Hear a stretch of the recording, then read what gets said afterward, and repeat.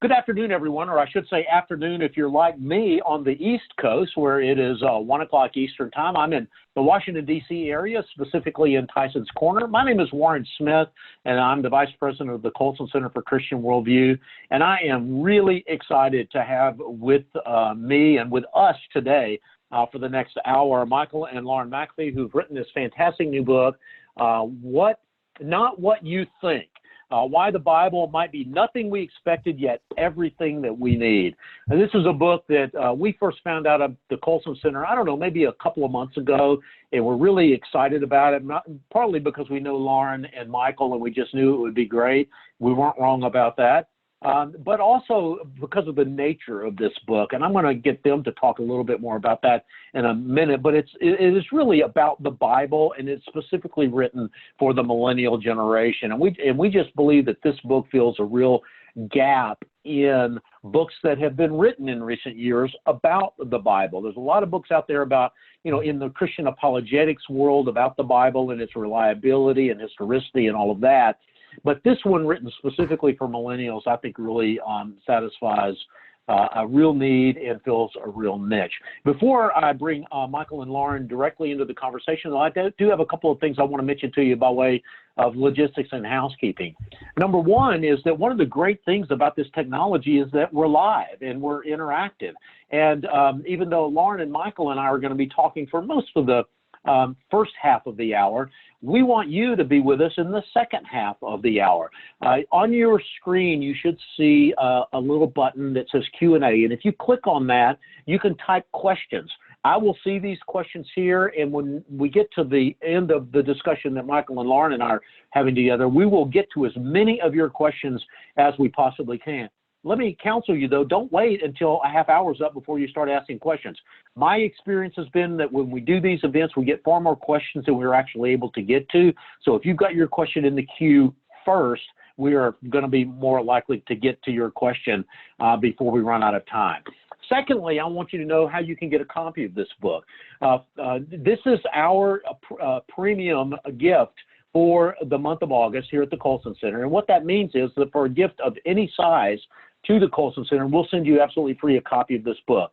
All you have to do is go to breakpoint.org. And it's real simple. Many of you are regular listeners to Breakpoint and viewers of these kinds of webinars and podcasts that we do.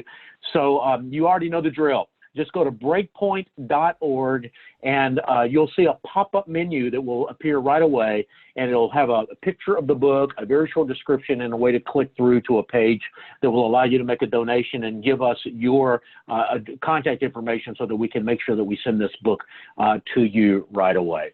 So have more to say about that later in the hour, a reminder about how you can get your own copy of the book. But for now, let me get started straight away with Michael and Lauren. Michael and Lauren, husband and wife, millennials themselves. They're coming to us today from Oklahoma City, Oklahoma, which is where their family lives. They've got a whole lot of family there in Oklahoma City and the Oklahoma area. Many of you probably know Lauren's family, the Green family. They are, in fact, the founders of the Museum of the Bible. And so it's only logical that Lauren and Michael would be writing this great book about the Bible. And so, Lauren, Michael, with no further ado, welcome into the webinar today, and let's just get started with a real quick. Why did you write this book? Tell us about this book. What's in it, and why did you decide that now was the time for it?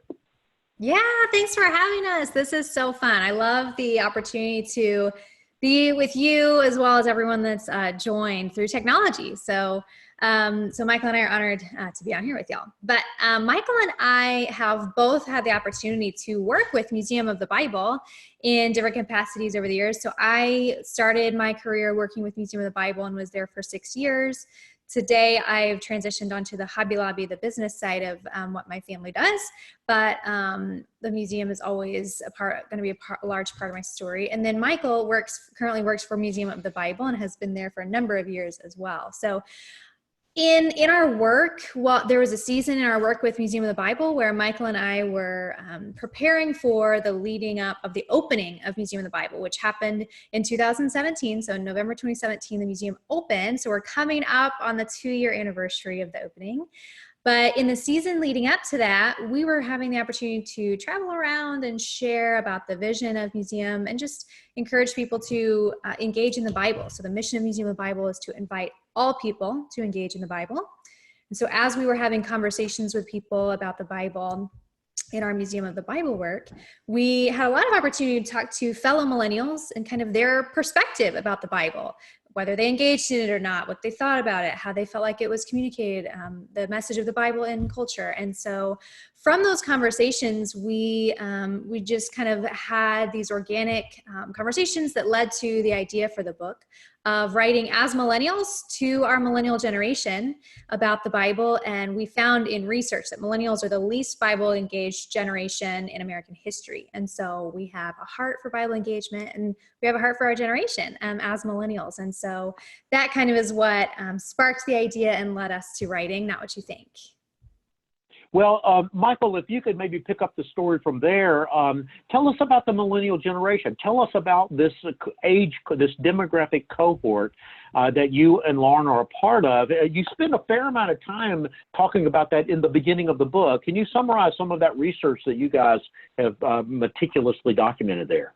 Yeah, absolutely. So we wanted, as you mentioned, for this book, not only to be helpful in terms of encouraging people towards Bible engagement, but really we see millennials as a crucial generation because of our growing up at the dawn of the internet age. It presents new challenges and new disruption in the way that we think about faith and authority structures. And so naturally the Bible and church fall into those. And so what we tried to do was to show that this humongous generation, I mean, some 80 million strong, I mean, the largest generation living,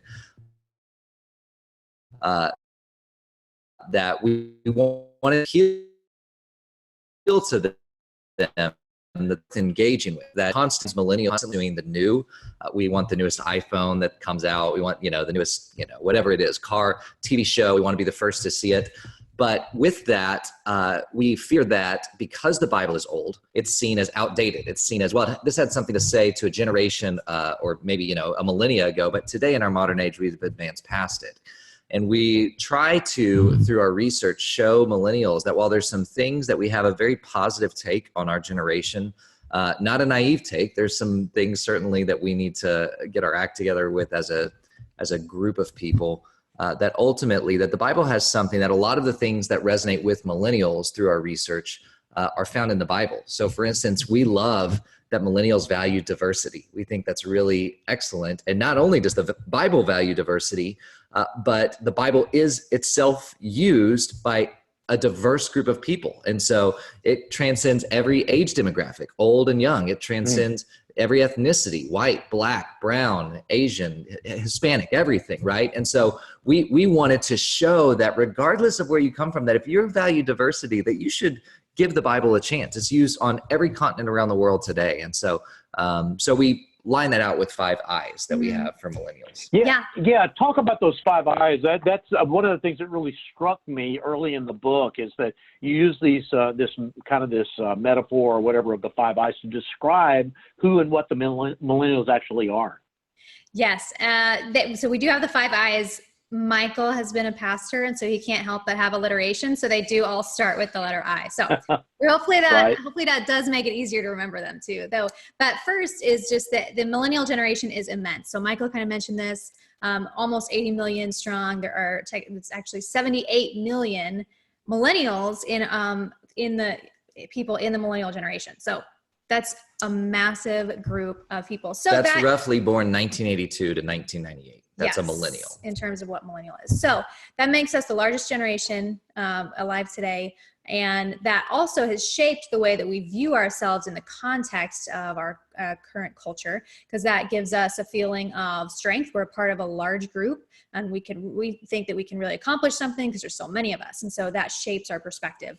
We're also informed. So not informed meaning we're also smart, but informed in the sense that we've all grown up with access to digital media. Whether it's through the internet, social media, we've constantly had this access. And so we've kind of grown up having access to large amounts of information. So informed is the second I. And then also impatient. So we are used to having everything that we want kind of in a snap. We've got fast food. You've got everything that you need at the touch of a button on your cell phone, your smartphone. So that has created this impatience in us that it's hard for millennials to really take the time to develop a long-term, if we're planning on something, we want it now. We don't want to have to wait for, 20 years down the road. So impatience is something in our generation that we see, as well as impassioned. So we are a generation that I think because of our size and because of the information we've seen, it's caused us to have a passion to want to make a difference in these issues we're seeing in the world. And so we're also impatiently wanting to make that happen. So we're very impassioned for seeing a difference, or you can see the interest in social justice and kind of businesses that are giving back, that type of thing. That's really appealing to the millennial generation. And then lastly, the last I is integrated. So we see things very integrated. You can see that with social media. I remember early on seeing that social media was kind of separate from, that was our personal, and then, your business life was separate, and things were kind of very sectioned off. Whereas with the millennial, everything's just very integrated. We want our passions to align with what we're doing in the workforce. And so that's something that has also shaped the millennial generation. So all of those different perspectives, immense, informed, impassioned, impatient, and integrated, those all the personality kind of the millennial generation, and that's obviously we're broadly speaking there, affects our approach to the Bible. And so we try and break that down, showing, this is who the millennial is kind of in a large sense. And obviously it's a generalization, but that affects us as we approach a book like the Bible. Well, first of all, I found that those 5 I's really, really helpful as I read through the book. And let's just stipulate for the record that you've said, Lauren, only a fraction of what you guys have actually unpacked here in this book. So if you really want to know more about that, let's just say that you do need to get the book and read the book. But Michael, there's one thing I would like you to talk about a little bit more, and that is the informed part of that generation. Because as I read that, it really struck me, especially in the context of what we do at the Colson Center and others that I've talked with, is that a lot of times, especially the millennial generation, it's not that they don't have access to information. They do. They're overburdened with information in many ways. But what they lack is that personal connection, the relationship. And that really speaks to the authority question. One of the things that you said in your book as well was that maybe my generation, I'm at least a generation older than you, I have millennial children, if Walter Cronkite said it, we believed it, right? And your generation doesn't accept traditional authority figures anymore. They are much more likely to believe their friends and neighbors, people that they actually know, and that's often where they get their information from. Can you say a little more about that idea?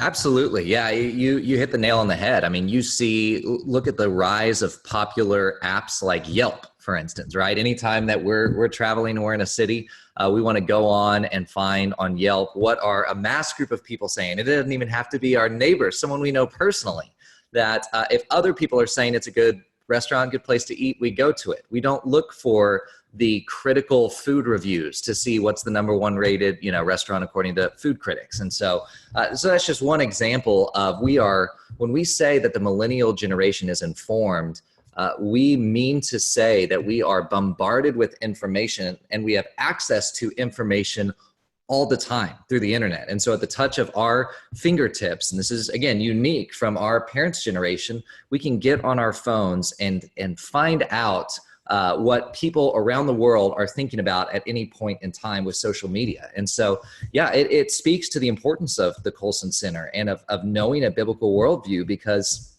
Again, let's look at my grandfather grew up in Oklahoma City, where we are right now, and he would have grown up in the 1940s, and during his time in Oklahoma City, he would have only really interacted with ideas mainly of people living in Oklahoma City.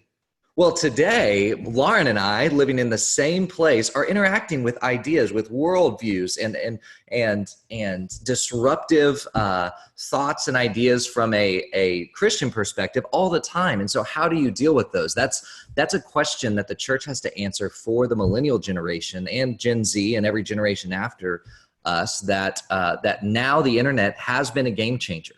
And so we do have access to a bunch of ideas. And so we no longer look to the Walter Cronkites. We no longer look to the kind of typical authority structure to say, okay, this person is the authority and I'm going to trust what they say. We can fact check, regardless of how accurate the fact checkers are, on a myriad of different outlets online. And so with all of this information, it's important for the church to be well equipped to answer the objections that millennials have and to recognize what the real objection is that they have to the Bible, because it's often that they'll say it's one thing, well, in reality, in their heart, it's something different. Well, I think what you and I, the three of us, are doing right now, the three of us plus the hundreds that are watching, is a classic example. I mean, I'm in Washington, D.C., you're in Oklahoma City, and we have hundreds of people watching us from all over the country and possibly even from all over the world via the internet. This is something, what we are doing even now is an example of what you said, and also something that couldn't have happened 10 years ago. So I really take what you're saying, I feel it in my bones, so to speak, as we might say. But given all of that, Lauren, what, to use an ancient Bible expression, how then shall we live? What should we do? Those of us of my generation who have millennials in our lives, or your generation who have millennials as friends and peers, how should we communicate to this generation that gets their information from technology, that doesn't trust authority in the same way? I mean, my parents and pastors would say, the Bible said it, I believe it, that settles it. And that just ain't the case anymore, right? No, that's right. Yeah, our generation seems to have a strong aversion to that type of kind of idea. But we hope that our book, Not What You Think, is an aid in helping millennials that are Bible engaged have conversations with their non-engaged friends who, have various objections to the Bible. But we also hope that for generations above the millennial generation, for older generations, that they will find our book helpful as they try and understand millennials. So there are generation gaps, and I think that those are only getting more and more significant as we're in an age where change is happening so rapidly. And so some of the miscommunication that can happen just in some of the kind of generational gap there, I hope that our book will help provide perspective for older generations on why it is that millennials are the way that we are, in terms of helping communication to garner healthy dialogue, because the Bible is an incredible book. It's something that has impacted my life personally, but it's also impacted world history. It's still impacting the world today in nearly every area of society. And so this is a book that's incredibly important to be having dialogue about. And so that's part of what we encourage as well. Just let's be talking about, how do we engage in the Bible? What are our views about the Bible, and why are they what they are? And so we do hope to kind of bring that about through the book. Yeah. And one of the things that really went into the writing of the book for us was we've been heavily impacted by the ministry of Tim Keller. We went to his church when we were there and got to build a friendship with him. He wrote the foreword, which we always joke that the book's Not What You Think is worth it just for the foreword that Tim wrote. But when we looked at Tim wrote the book, The Reason for God, which as a student that took a lot of religious studies and philosophy courses in my undergrad, that was kind of our degree that we both had at the University of Oklahoma.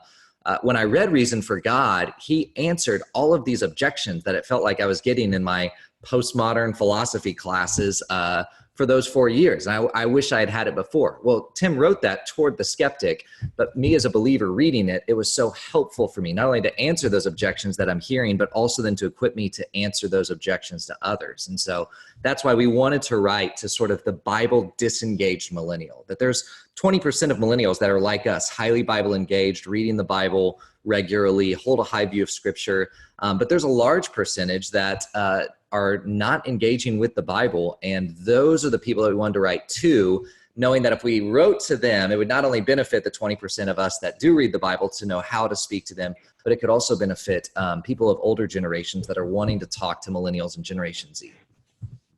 Yeah, well, I can tell you that was exactly the impulse that I had reading the book, is that I knew the book wasn't written for me, but it felt like a privilege to be sort of listening in to this conversation that you two were having with millennials, so that I could like, oh, wow, why didn't I say it that way when my kids were asking me these questions, right?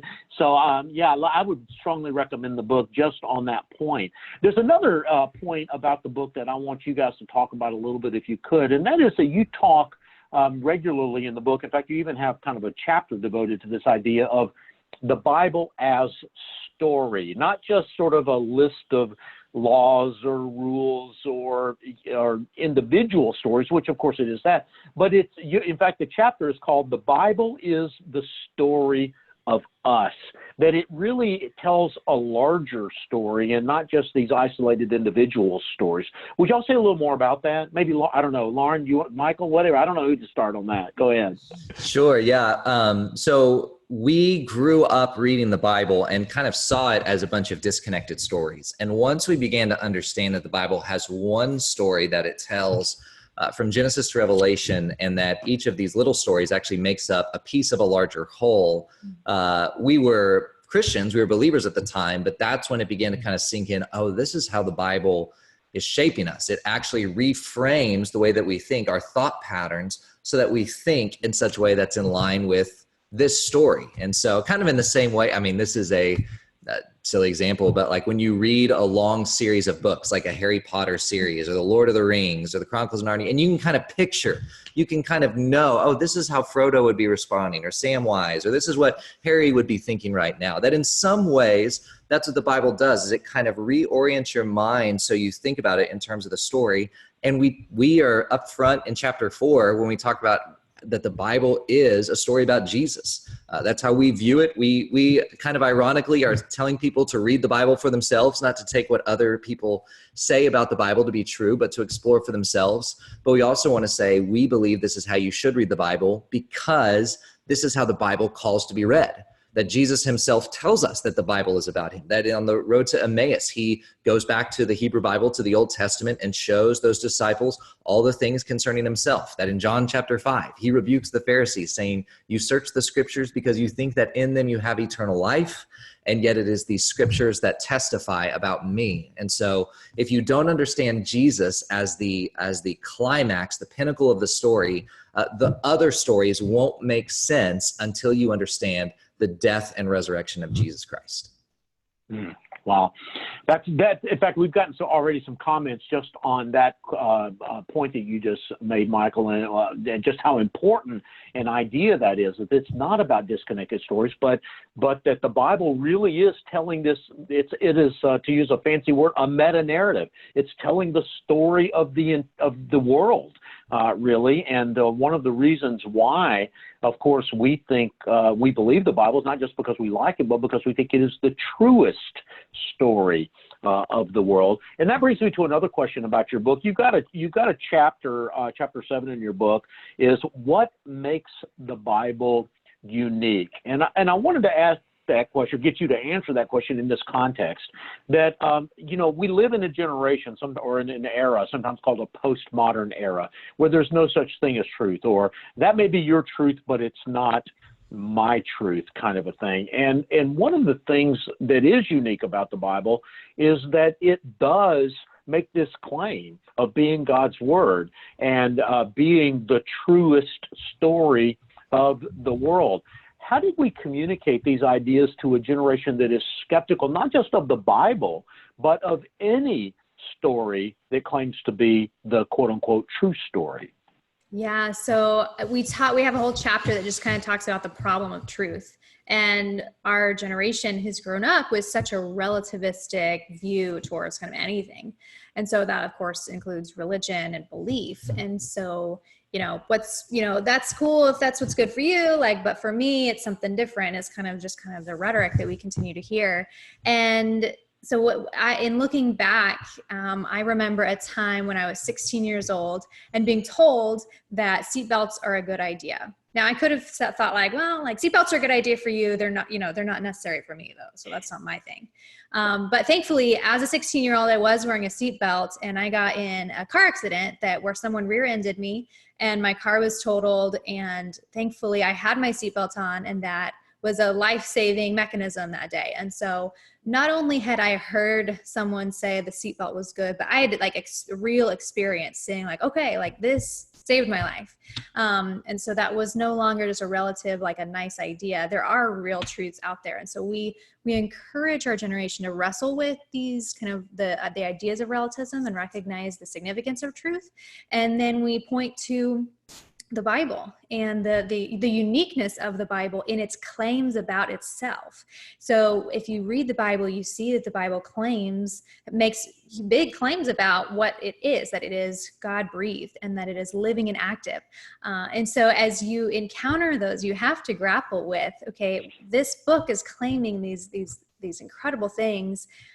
We need to figure out what we think about this, because that's not something that's just, we can just be laissez-faire about and pass by. And so we encourage that in kind of looking at the uniqueness of the Bible. Did you have anything else to add on that? No. Yeah. So. Great. Well, we're coming towards the bottom of the hour, and we've got a lot of questions queued up here, and so I want to get to some of those in just a minute. But let me just ask one, maybe a couple of questions in closing before we open the floor up to questions from the viewers, Michael and Lauren. One of those questions is I guess the question, and Lauren, it's motivated in part by your seatbelt analogy a little while ago, right? I mean, I'm of a generation that we never wore seatbelts. In fact, when I was a kid with my little brother and little sister, and we were fussing in the back seat or making trouble, all my mom had to do was tap on the brakes and throw us into the floorboard to get us to settle down, right? And I bet you there's some folks watching this that remember. And now that idea is horrific to many people, right? I remember when I taught my kids to drive, they would get in and put the seatbelt on and chastise me for not putting my seatbelt on. All to say that massive social and cultural change really can happen in a relatively short period of time. So give us some hope. If we're looking at a postmodern generation, a disengaged generation, at least not Bible engaged generation, a generation, these millennials that have these kinds of characteristics. I think a lot of folks of my generation kind of like, whatever, kids these days, right? But help us understand that all is not lost, that there's really a lot of hope here and that there are things that we can do. And what are some of those things? Yeah, I think I mentioned this. We have a lot of hope for our generation. We're optimistic about our generation. We're not, I don't believe, naive. And so we try to speak to both in the book, Not What You Think, that there are some ways that our generation is not thinking well when it comes to matters of truth, like you're pointing out. However, there are some things that we feel really encouraged that even non-Christian millennials, we want to kind of fan into flame their love and passion, for instance, to see poor people loved well and lifted out of poverty, to see sex trafficking stopped around the world, and things like that we want to affirm wherever we can. And so I think for the church, for church leaders, for pastors and parents, people of older generations that are concerned of millennials and Generation Z, I think approaching us the same way that you would have wanted to be approached when you were in your 20s and early 30s, with love and humility and grace towards them. If you come to some of us personally, or any of our millennial friends, and kind of start with all the things we have wrong and kind of the arguments of why we need to change our mind on certain things, well, we're going to be resistant to that the same way that you would be resistant to that when you were in your 20s or 30s or today, right? And so to come first and to kind of what we're trying to do in the book, not what you think, is to show millennials that, hey, there's something that we really resonate with, but the reason why you resonate with it actually doesn't make as much sense. So if you're a Darwinist, if you are a secularist, if you're an atheist and you believe we should help people, why? Why would you believe that? You know, and sort of begin to challenge, like, why do you think what you think? And we don't come straight out often and just kind of attack them and say, this is why the Bible is better, but try to ask good questions that will challenge their assumptions to cause them to dig a little deeper and kind of disrupt why do they believe what they believe so that they might turn then to the Bible for answers. And so we kind of end with the challenge of, regardless of if you got your view of the Bible from Dr. Richard Dawkins or Dr. Billy Graham, you need to read it. And so it doesn't matter if you came from an atheistic perspective and you're hostile towards it, you're hostile towards the Bible, you should read it. This book has lasted 2,000 years. It's the most significant book in the history of the world. If you're going to be an intellectually honest person, read it. But also to the Christian, that if you grew up in church and you're come to faith and you aren't reading the Bible for yourself and you're just kind of taking what others are telling you about it, you need to read the Bible for yourself, because you need to be equipped to not only know what you believe, but to be able to defend it to others, which is, again, obviously the work of the Colson Center and why we were excited to write Not What You Think. Great. Lauren, anything to add to that before we jump into the Q&A? Yeah, I will say, I think that one of the reasons that I have great hope for the millennial generation is that as we looked at historical data of generations before millennials, we found similar trends in kind of their spiritual life. And so if you look at millennials today that are in their 20s and 30s, the Bible engagement is low, and in general kind of spiritual practices, whether church or prayer. And if you look back on data of Gen Xers or boomers, when they were in their 20s, the same age, it was similar patterns. So they had low or lower engagement in spiritual practices. And so and then that grew over time. And so, I don't think we should be that far off in terms of kind of seeing where millennials are at in previous generations. I think that there's actually a lot of similarities. We just have had more opportunity for people to research us as millennials, and people observe us because we live our lives on social media, whereas previous generations did not have the same kind of open criticism, because their lives weren't viewable across all these social media platforms publicly. So I think that maybe there's been extra criticism, but actually when you look at historical data, it's very similar. And so I'm very encouraged about the millennial generation. When we speak to places, we often joke, we're making the same types of mistakes that previous generations made. We're just making them louder because of social media. Well, that's right. In fact, we got one question about when you said 80 million or 78 million millennials, do you mean just in the United States or around the world? But I think you mean just here in the United States. Yeah, I mean, it is huge. And of course, I'm a baby boomer. My children are millennials. So I guess it would make sense that up until now, the largest age cohort would also have children who are part of the largest age cohort as well. So yeah, all of that kind of makes sense. And just by the way, let me just encourage everyone watching that there's a lot more data about millennials in the book than we've been able to go through today. I found that I'm kind of a demographic nerd by avocation, I guess you could say. Christian worldview by vocation, demography nerd by avocation. And I found some of y'all's observations about demographics, the difference in perception, for example, between the baby boomers, my generation, and the millennials, the perceptions that they have of themselves. It was interesting that the similarities and the differences to look at them, because when you ask my generation to describe millennials and your generation to describe yourselves, it was interesting that the word lazy appeared on both lists, just not in the same order, just in a different order, which I thought was kind of fascinating and interesting. Michael and Lauren, let me just jump into the Q&A now. First of all, thanks so much for that robust explanation of what's in the book. Chris asked this, and Michael, you kind of alluded to this to a certain extent, but he says, what question or conversation starter would you recommend to get a seemingly disinterested millennial loved one to read your book. And if I could partially answer that question or repair it back what you said, Michael, a moment ago, you challenged people to actually read the Bible themselves, right? To me, that would be a great question for anyone. You know, if they think they know something about the Bible, just say, well, hey, you know, no disrespect, but have you actually read it?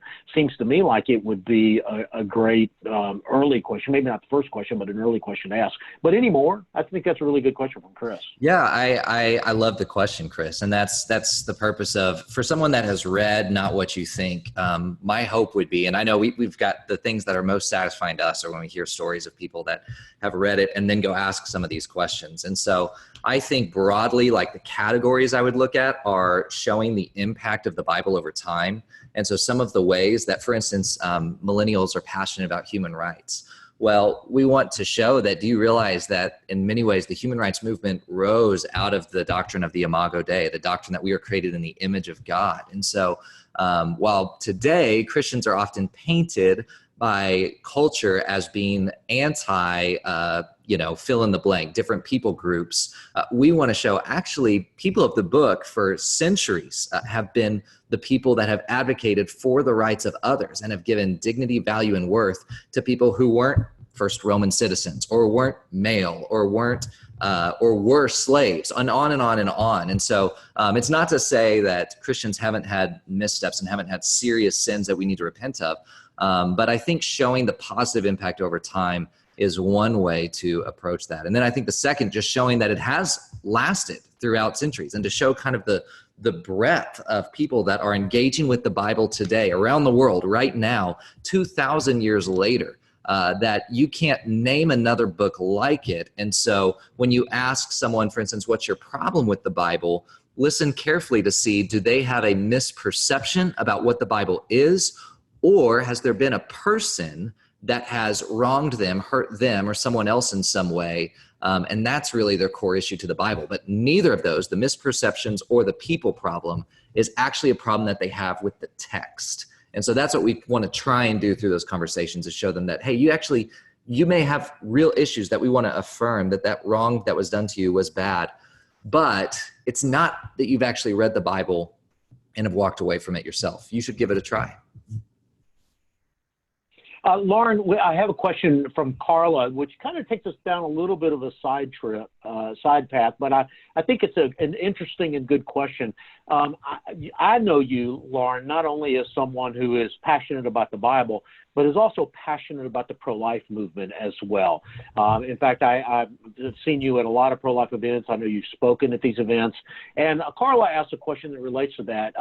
How do we engage the next generation in bioethics topics, and how has the Bible informed your understanding of the life issue, assisted suicide, and all of the related bioethical issues? Yeah, that's a lovely question. And I love, Carla, that you're thinking about this. It actually makes me so happy because bioethics is actually something I'm very interested in. I'm a PhD student, and my dissertation is going to be mainly focused around bioethics issues. And so for the believer in a modern day culture, I think there's a lot to wrestle with and grapple with in terms of bioethics. So not only on those issues that have been mentioned around the life issues, whether beginning of life or end of life, but a host of other things that we're going to have to really dive deep and figure out, how should we as Christians, Bible believing people, apply what the scripture teaches on all kinds of technologies that are being invented with the science where it is today. So I think that there are some great resources out there, but we need a lot more. And so I'm always encouraging people to consider, programs where they can wrestle through these things. But that's something I'm particularly interested in. So I think that for your question, I think that we have to continue to go to scripture with everything. And on the life issues, we see actually a beautiful message that we have from scripture around life and the value of life and human dignity that is not given by any other religious or worldview, or philosophy. So in Genesis, we see that God created man and woman, and they have his image, the imago Dei, in them. And so we each have an dignity, and that God is the one that is creating life. And so we should not be taking into our own hands the power of taking life. So there's a whole lot of passages we could go to and really go down a rabbit trail there. But that to say, at a high level, the theology of the Imago Dei, of human dignity that believers have, is beautiful. And I think actually one of the most powerful things that we have in terms of what we can offer culture is the understanding of dignity for all, regardless of how old or how young or how healthy or unhealthy you are, or your socioeconomic status, your race. Everyone is created equal. And so that's a beautiful thing. So yes, I think that's incredibly significant. And with bioethics, that's going to be something that we continue to have to share with the world, is the Imago Dei.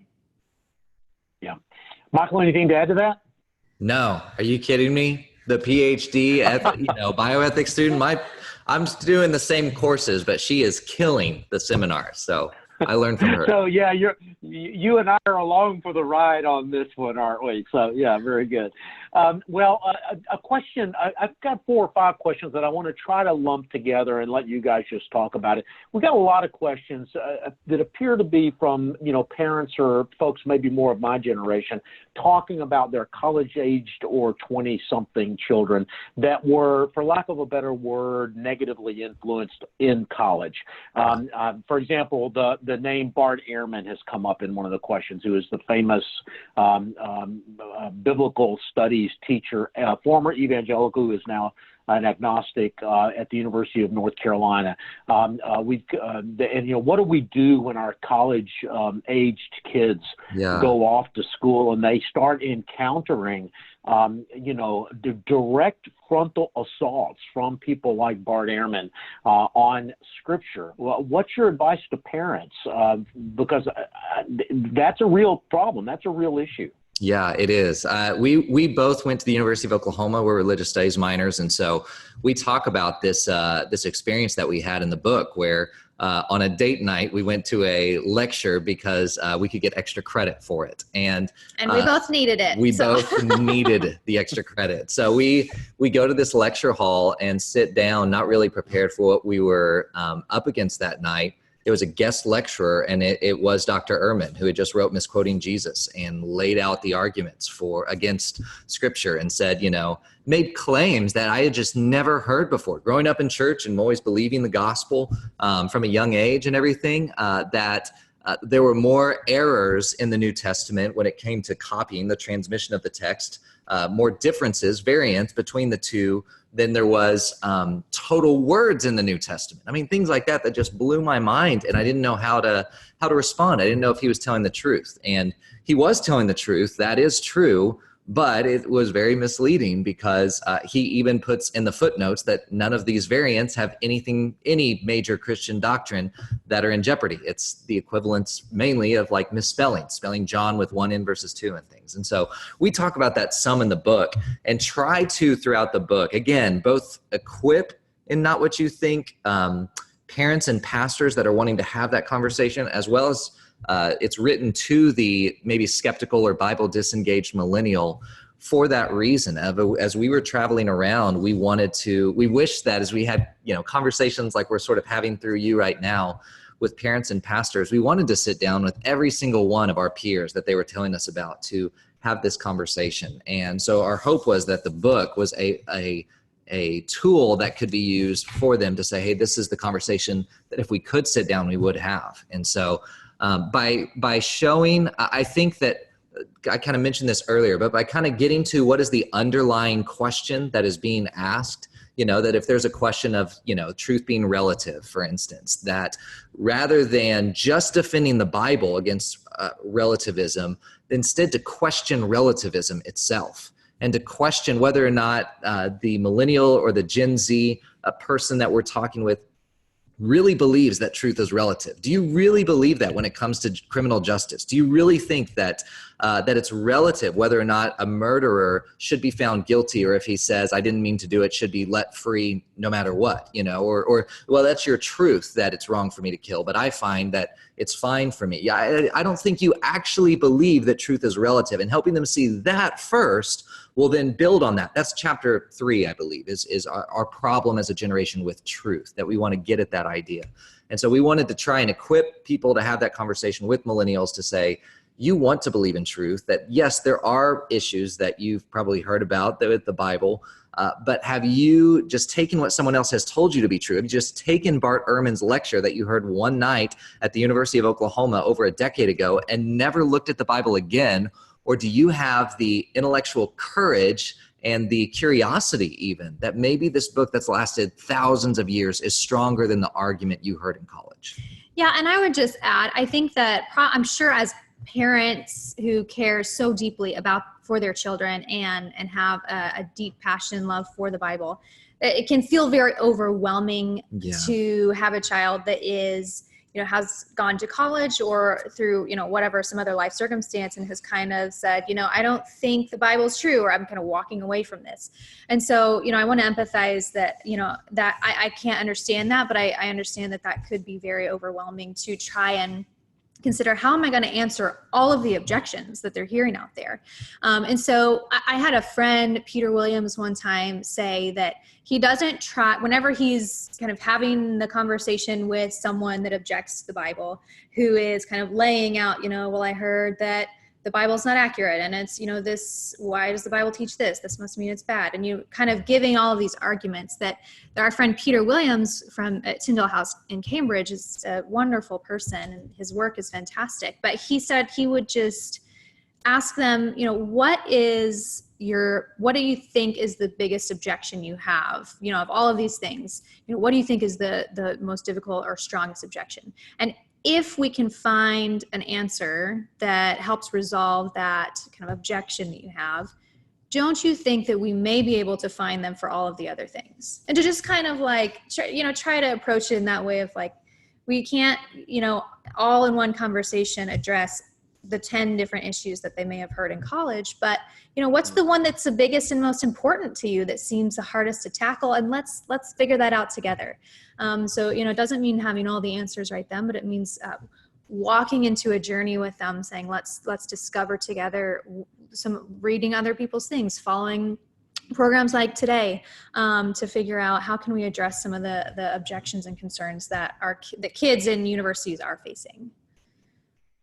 Yeah, it's funny, guys, but whenever I hear you talk, it sounds like, at least in part, what you're saying is to do something that is deeply biblical, and that is to ask questions. Even, Jesus obviously proclaimed the truth, but a lot of times he asked questions like, who do you say that I am, for example, or, questions of the rich young ruler, what does the commandment say? And then he would say, but this one thing you lack.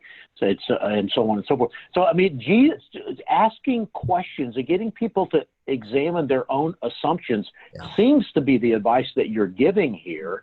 And it's what Jesus did as well. It comes from the Bible. That seems pretty appropriate considering we're talking about the Bible today. So we don't get credit for that? Is that what you're saying? No, sorry, guys, you don't get credit. You do get credit, though, for pointing us back to the Bible, which, of course, is what you're trying to do here. But do I have that right? Am I generally hearing what you guys are saying there, right? Accurately? Absolutely. Absolutely. There's another related question. Michael, going back to something that you said maybe 20 minutes ago now, you just challenged people to read the Bible, which is a great first challenge. Daniel asked this follow-up question, though. What would you say to a first-time reader? What if somebody says, okay, Michael, I'm going to take you up on your challenge. I'm going to read the Bible. Where would you recommend that person start? Yes. Yeah. Chapter 11, right at the end, we give that challenge. Hey, if you want to get started, we say there are entire books that are devoted to sort of how to read the Bible. And we think our book is a good starting place for that, because what our book does that's a little bit different is identifies the cultural baggage that we have coming into the Bible. So it sort of identifies the ways that that we see the world that are different, that are kind of unique to our time, so that when you come to the Bible, you can read it in a way where you're entering into their time. And so in chapter 11, the things we encourage are first to pray. And so I like to pray. We have an acronym on there: praise, repent, ask, and yield. And it's basically just an adaptation of the Lord's Prayer. But to begin by praying that if this book is what it claims to be, that if it is written to us by God, then we need God's help in understanding what it is. And again, millennials, although they reject in large part organized religion, and we want to have a conversation about that. We want to have a conversation about the church, but we've kind of put those to the side to say, will you at least start with us at the Bible? They are very open to spirituality. And so when we lived in Manhattan in New York City, there were yoga studios all around us. There were all types of spiritual centers right outside of our apartment door. And so millennials are open to spirituality. And so we want to kind of lean into that and a little bit. So beginning with prayer, and then recognizing the type of literature that you're reading. Broadly, we say that you've got narrative passages that read like stories. You have poetry, which is often wisdom that's kind of meant to make you think differently about things. And we want to encourage them. And then you have different types of prophets that are speaking out sort of as like an exhortation, saying, thus saith the Lord, and this is how you're to live, or writing out, in Paul's writings. And so that at least kind of helps to frame at least a few kind of starting places, and then getting to know that larger story so that you're reading the Bible in the way that it calls to be read itself. And we encourage people that if the Bible is all about Jesus, to start with the Gospels and then kind of work your way out from there. That although it's tempting to start at Genesis and kind of read all the way through, that if you get to know Jesus first, that then all of the Bible makes sense in light of who Christ is. And so that's some of our encouragement as millennials or Gen Z, or anyone for that matter, begins reading the Bible. Will asked an interesting question that we've talked around a little bit, but maybe if you guys could talk directly to the question, it would be helpful. And Will asks that, or says that sometimes in conversations with his millennial daughter, that their conversations about the gospel or about the Bible or spiritual matters get derailed by hot button cultural issues about being pro this politician or anti this politician, or LGBTQ issues or life issues or whatever it is. And those, whenever the conversation sort of gets infiltrated by these hot button cultural issues, it tends to cause people to retreat to their corners and or to shut down and having open conversation. Any advice for how to diffuse those, not ignore, not say they're not important, but diffuse those conversations so that you can continue the relationship and the conversation? We both have a lot to say, actually. We're both PhD students with Christian ethics and public policy. So this is like our world that we live in. So go for it. Okay. Yeah. So there's just a lot. So there is absolutely among the millennial generation this kind of allergic reaction to controversial issues. We need our safe spaces, and if we don't want to get caught up in the whatever. But there are, I think that because of what we've seen broadly that has played out in culture and social media, there's some of the toxicity there's some understanding of why, there's we just don't want to touch those issues.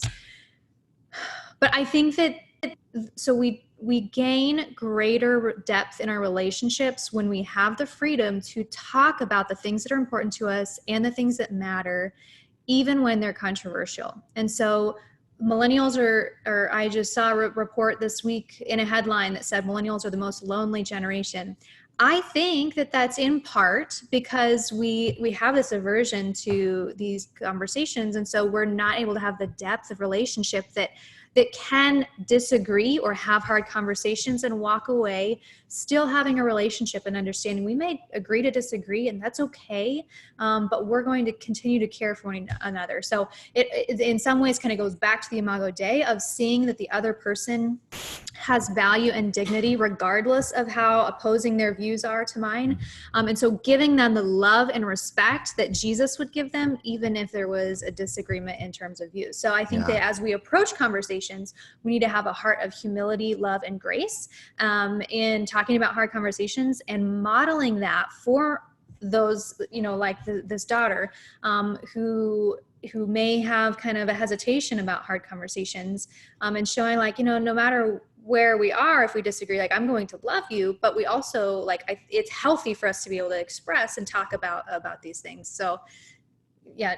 Absolutely. Yeah. And just to affirm, I mean, this father who's caring about his daughter, that your love for her, and as you show your love for your millennial child or friend or whatever, that will ultimately win them over. That there's a lot of pressure being in your 20s or 30s and socially, culturally, to think and act a certain way and to think that a certain thing is right or wrong.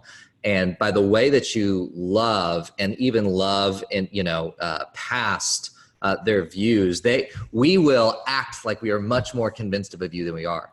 We will get in an argument with you and then walk away and actually say that they may have a point here. And so just to encourage the pastors and parents that are listening, the impact that you're making is real, and you don't get to see it. I mean, it's beneath the surface. It's that seed, but in due time, Lord willing, it will bear a harvest. And so I think we, like you mentioned, have talked around it, but if I was in a conversation with a millennial who was focusing on these hot button social issues, I would want to challenge the underlying assumption. I wouldn't take it head on because they have been indoctrinated.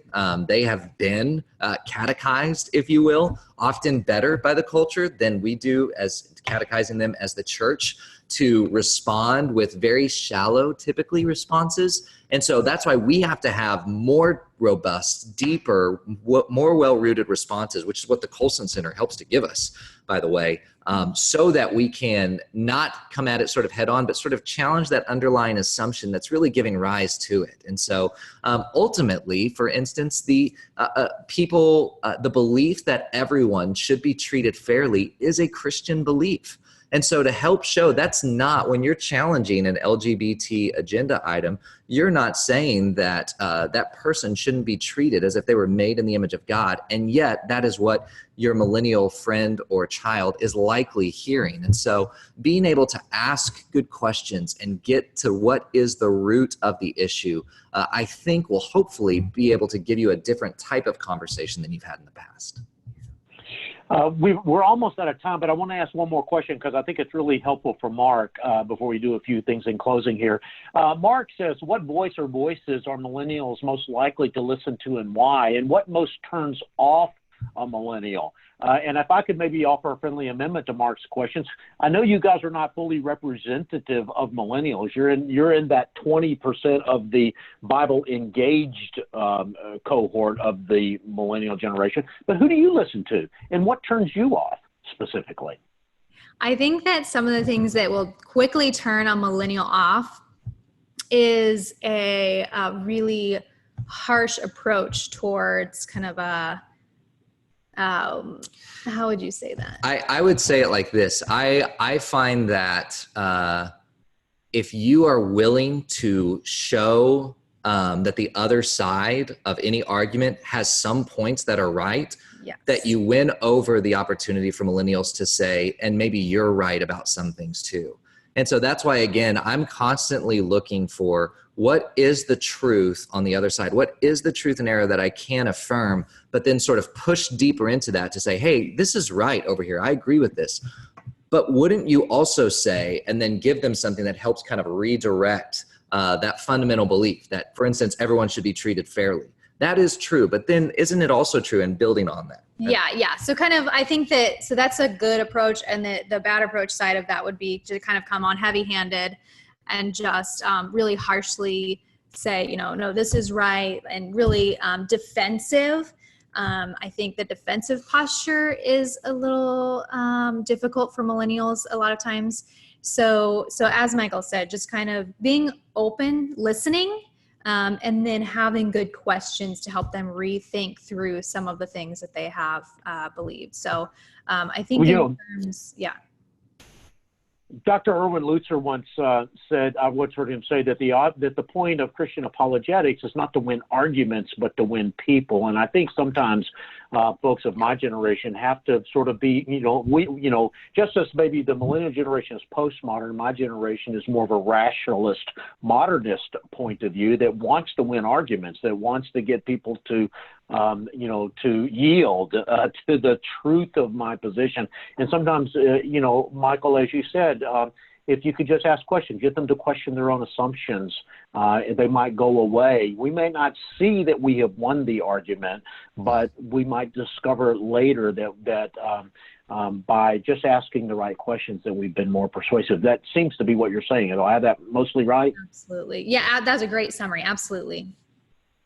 Well, guys, listen, I could talk to you guys all day about this. It has just really been a lot of fun for me and also very helpful, as I know it has been for many of our viewers as well. But as I said at the beginning, let me say again that the last hour has been just the tip of the iceberg in what you'll find in this really great book, Not What You Think, Why the Bible Might Be Nothing We Expected, Yet Everything That We Need. Is by Michael and Lauren McAfee, our guests today.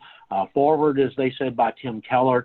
And I want to remind everyone again that if they will go to our website, the Colson Center website, breakpoint.org, they can find out how to get, you can find out how to get a copy of this book. There will be a pop-up that will show up right on the front page as you go there, and then you can click through and find out more about the book and how you can get your very own copy. I also wanted to remind everyone that we have been recording today's conversation. We had more than 800 people sign up for this conversation. Many of you have been watching in real time, and we're grateful that you prioritized this hour out of your day in order to be with us live. But we know some of you will be watching it later. We are grateful for you watching it no matter when it is. And we also wanted to let you know that the offer will stand throughout this month. So you don't have to sort of respond today or tomorrow, though, of course, we hope that you'll get this book just as soon as you can. And we want you to know that this link that we're sending you will be live for 1 year.